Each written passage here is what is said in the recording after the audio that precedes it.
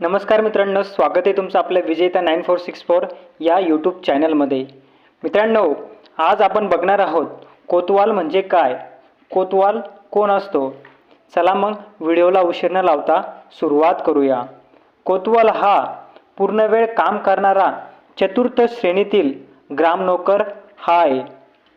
कोतवालाची नेमणूक तहसीलदार करत असतात।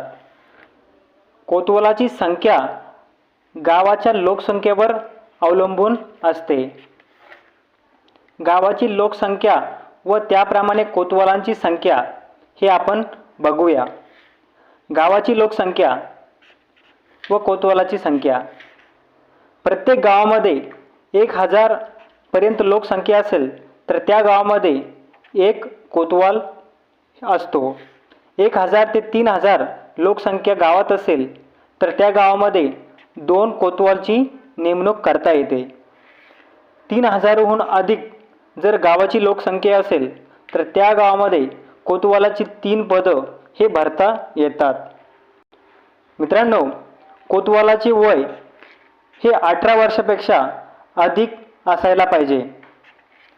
कोतवालावर नजीकचे नियंत्रण हे तलाठ्याचे असते। कायदा व सुव्यवस्थेच्या दृष्टीने कोतवालावर पोलीस पाटील नियंत्रण ठेवत असतो। विद्यार्थी मित्रांनो, कोतवालास 8 दिवसाची रजा देण्याचा अधिकार हा तलाठ्यास असतो। मित्रांनो, आता येणाऱ्या जालना येथील कोतवाल भरतीसाठी हा महत्त्वाचा प्रश्न विचारण्यात येऊ शकतो। कोतवालाचे काम हे गावाचे दप्तर वरिष्ठ कार्यालय ने आण करण्याची जबाबदारी त्यावर असते। तरी हा मुद्दा लक्षात ठेवायचा, कोतवालाचे काम कोणते असते। कोतवालाचे काम गावचे दप्तर वरिष्ठ कार्यालयात ने आण करण्याचे हे काम त्याचे असते। विद्यार्थी मित्रांनो, महाराष्ट्र महसूल दिनाची सुरुवात कधी झाली तर हा प्रश्न जालना कोतवाल भरतीत नक्कीच येऊ शकतो। तर मित्रांनो, 1 ऑगस्टपासून महसूल दिनाची सुरुवात झाली हे आपण उत्तरपत्रिकेत सोडवावं। नेक्स्ट, कोतवालास वयाच्या 60 वर्षापर्यंत पदावर राहता येते। हा पण प्रश्न परीक्षेत येऊ शकतो। कोतवालाचा पगार हा 15000 इतका आता झालेला आहे।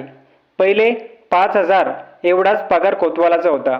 विद्यार्थी मित्रांनो, अशाच प्रकारच्या माहिती बघण्यासाठी आपल्या